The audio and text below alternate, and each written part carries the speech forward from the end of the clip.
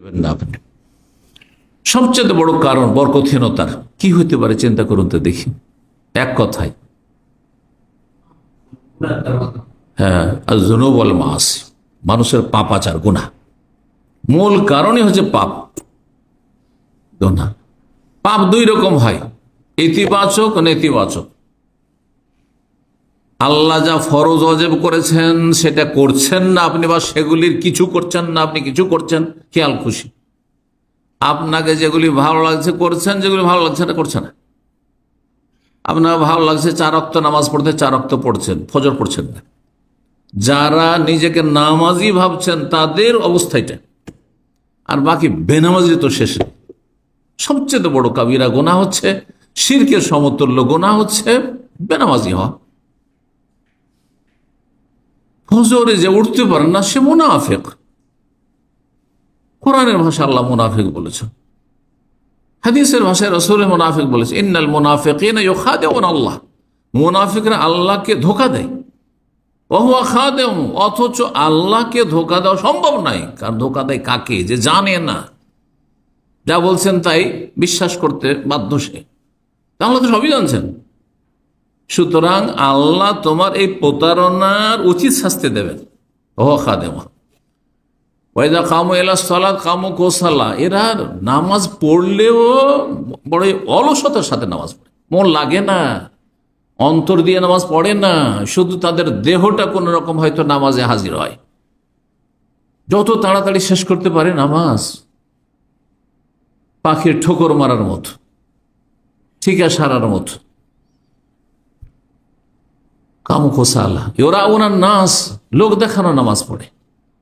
করুন আল্লাহ ইল্লা কালিলা, আল্লাহকে সামান্য স্মরণ করে, আল্লাহকে স্মরণ করেই না, ইল্লা কালিলা, সামান্যতম ছাড়া। এই নামকে অস্তে আল্লাহকে স্মরণ করে, আল্লাহর জিকির আসলে নেই। অধিকাংশ লোকের নামাজ দেখে, নামাজে গেলে যত তাড়াতাড়ি সম্ভব শেষ করো। আরে ভাই, এটা কেন হবে? এটা তো অধিকাংশ নামাজিদের অবস্থা। তাহলে আমাদের এখানে সংশোধনের প্রয়োজন আছে। সালাত সম্পর্কে, সেজদা সম্পর্কে, নামাজ সম্পর্কে আল্লাহ বলছেন সূরা আলাকে, যেই সূরার প্রথম অংশ কোরআনের প্রথম নাজিল হয়েছে, ওয়াসজুদ ওয়াক্তারিব, সেজদার মাধ্যমে আল্লাহর কাছাকাছি হওয়ার চেষ্টা করো। তো যে আল্লাহর কাছাকাছি হওয়ার চেষ্টা করবে, সে নামাজকে লম্বা করবে, সবসময় নামাজে থাকতে, দীর্ঘ সময় নামাজে থাকতে চাইতে না, তাড়াতাড়ি নামাজ সেরে পালাতে চাইবে, বলুন দেখি। বিষয়টি চিন্তা করে দেখুন, চিন্তার বিষয়। স্ত্রীর সাথে থাকলে কখন যে টাইম পাস হয়ে যাচ্ছে, ছেলে মেয়েদের নিয়ে বিনোদন করলে, আমোদ ফুর্তি করলে, খাওয়া দাওয়া করলে, ধুমধাম, কখন যে সময় পার হয়ে যাচ্ছে টেরই পাচ্ছেন না। আরে এত টাইম হয়ে গেছে, এত রাত হয়ে গেছে, এত সময় হয়ে গেছে, চলে গেছে। কারণ সেখানে যত সময় দিচ্ছেন তত বেশি মজা পাচ্ছেন আপনি, বাস্তব সত্য কথা। কিন্তু সালাতে সময় দিলে মজা পাচ্ছেন না আপনি, এখানে তো ত্রুটি রয়েছে। এভাবে যদি বলি যে এক একটি করে, তো কথা একটি পয়েন্টে লম্বা হয়ে যাবে। গুনাহ ইতিবাচক আর নেতিবাচক, সেখানে ফিরে আসি। ইতিবাচক গুনাহ হচ্ছে ফরজ যা করেছেন, আল্লাহ ওয়াজিব করেছেন জীবনের প্রতিটি ক্ষেত্রে, দৈনিক যতগুলি ফরজ ওয়াজিব, তাতে যদি ঘাটতি থাকে, ত্রুটি থাকে, তা আপনি পাপের জীবন যাপন করছেন, বরকতহীনতার কাজ করছেন। নেগেটিভ হচ্ছে যেগুলি আল্লাহ হারাম করেছেন সেগুলিতে আপনি লিপ্ত হয়ে যাচ্ছেন, না করতে হবে সেগুলিতে লিপ্ত হচ্ছেন আপনি। যেগুলিকে বর্জন করতে হবে সেগুলিতে আপনি ডুবে আছেন, আপনি বিভিন্ন পাপে। আজকাল যারা বাহ্যিক প্রকাশ্য পাপে নেই, তারা গোপন পাপে লিপ্ত। একটি আলোচনা আমি করেছি কিছুদিন আগে, গোপন পাপ। গোপন পাপ মারাত্মক পাপ, মারাত্মক পাপ। মানুষের সামনে আমি বেশ ভালো মানুষ, মানুষের সামনে বাহ্যিক কাবিরা গুনাহ আমাদের জীবনে নেই, কিন্তু গোপনে যখন নির্জনে আপনি রুমে যাচ্ছেন, যখন আপনি সোশ্যাল মিডিয়া খুলছেন, আপনি ইউটিউব বা ফেসবুক বা অন্য কিছু সোশ্যাল মিডিয়া হোক না কেন, সেখানে আপনি যেগুলো নোংরা সাইট রয়েছে সেগুলো ভিজিট করছেন, আপনি খারাপ দৃশ্য দেখছেন, খারাপ কিছু শুনছেন, বদ অভ্যাস আপনার এমন নেশা হয়ে গেছে যে সেগুলিতে আসক্ত হয়ে পড়েছে। অনেকে এরকম আছে, নাসাল্লাহ সালামাত ওয়াল আফিয়া, আল্লাহ হেফাজত করুন। ভুক্তভোগীরা অনেকে, আমি এমন কিছুতে পর্নোগ্রাফিতে লিপ্ত হয়ে গেছি, দেখাই, বারবার চেষ্টা করছি, তারপরে আবার চলে যাচ্ছে। কারণ কি? আসক্ত হয়ে পড়েছে। যেন মদখোর, মদ খাওয়ায় আসক্ত হলে মদ ছাড়তে পারে না, বিড়ি সিগারেট জর্দাখোর, হ্যাঁ, এই হারাম তামাক ছাড়তে পারে না, হ্যাঁ, নেশা হয়ে গেছে। ঠিক তেমনি এই নির্জনতার পাপের নেশা হয়ে গেছে, হস্তমৈথুনের নেশা হয়ে গেছে। অনেক কিছুটা তার মধ্যে ঈমান আছে, এমন মানুষ আছে যারা বারবার করে তওবা করছে, বারবার করে ফিরে আসছে, না এরকম কাজ করব না, আমার শরীরটা ধ্বংস হয়ে যাচ্ছে, আমার পুরুষত্ব ধ্বংস হয়ে যাচ্ছে, আমার ভবিষ্যৎ খারাপ হয়ে যাচ্ছে সব দিক থেকে, আমার স্ত্রী হয়তো আমাকে আমার কাছ থেকে তালাক নিয়ে চলে যাবে, এইরকম পরিস্থিতি হলে বারবার করে তওবা করছে, তারপরও তাতে লিপ্ত হয়ে যাচ্ছে। এই ধরনের গুনাহগুলি অনেকের জীবনে আছে। হয়তো বাহ্যিক মদ খায় না, জেনায় লিপ্ত নয়, সমকামিতায় লিপ্ত নয়, হ্যাঁ, আর বিভিন্ন যে হারামগুলি রয়েছে সেসব হারামে লিপ্ত নয়, হ্যাঁ, কিন্তু এই ধরনের পাপ আছে অনেকের মধ্যে। এক কথায় যে কোনো পাপ থাক না কেন, পাপ যদি থাকে জীবনে তাহলে বরকত আসবে না। পাপীর শরীর স্বাস্থ্যে বরকত হবে না, আপনি কি করে সুস্থ থাকবেন?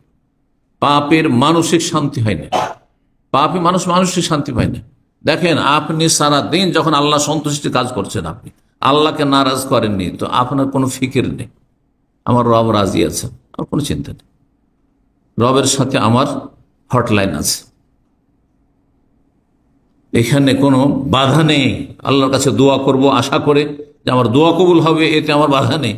কিন্তু পাপী হয়ে যদি আল্লাহর সামনে আপনি দোয়া করেন, তো নিজেকে তিরস্কার করছেন, যে কি লজ্জা আল্লাহর কাছে চাইছি, আল্লাহ দেবেন বা কি করে, যে আমি পাপে লিপ্ত।